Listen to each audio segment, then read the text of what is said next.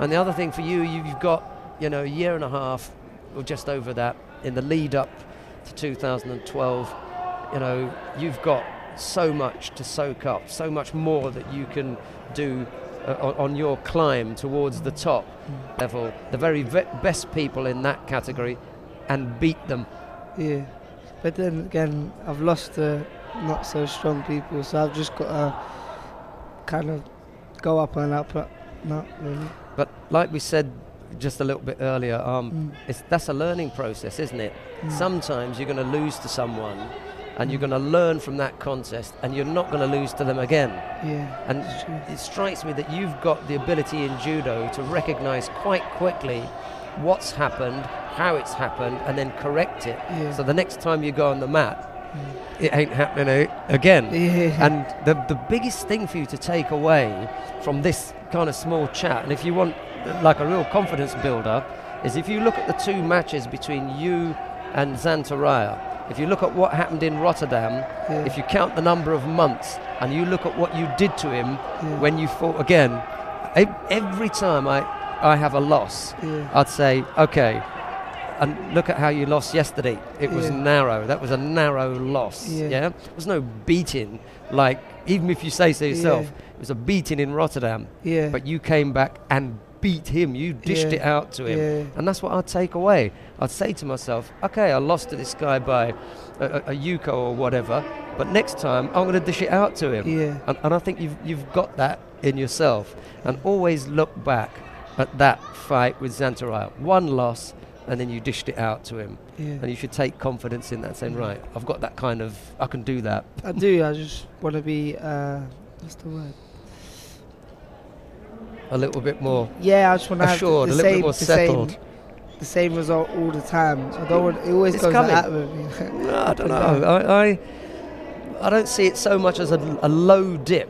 There are times when you want to do things and you're on a level, but you want to go up, up each step. Sometimes you've got to take one step at a time, and it may not be the step up, but it's a step forward. Yeah. But the contest itself and everything that you learn from the contest, you've taken a step forward. Yeah. Your judo's better. You've moved forward. How long were you on the mat with the guy yesterday? Yeah. The full thing. It was only in the last few seconds, wasn't it? Yeah. So every minute that you're on the mat at World Cup level, you're ticking up the time that you've spent on the mat at World Cup level.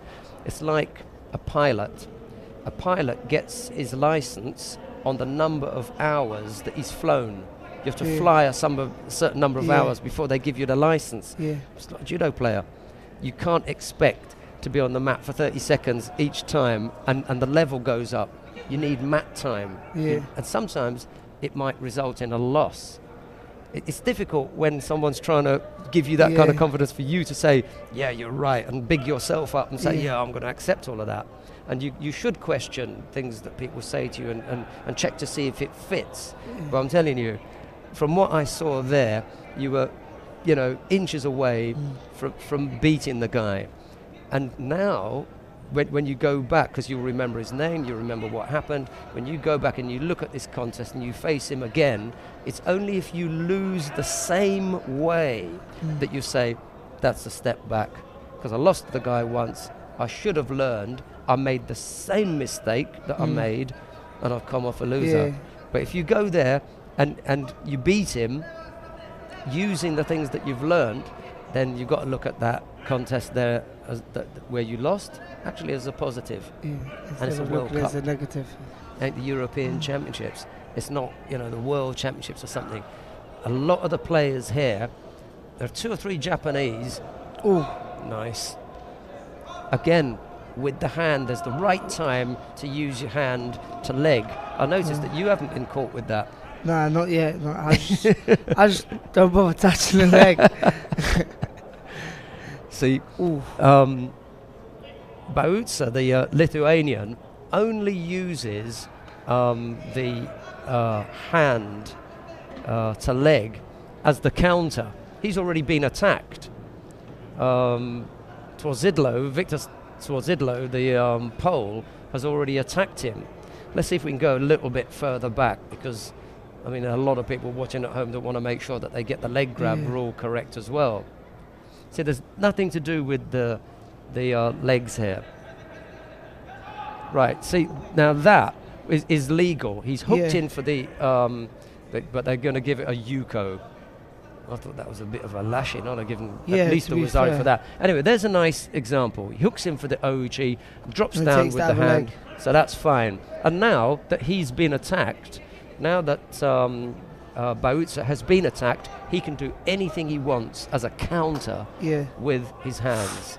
Ooh, yeah, he did go over on his side, didn't he? Yeah, he did. After going over on his head. Put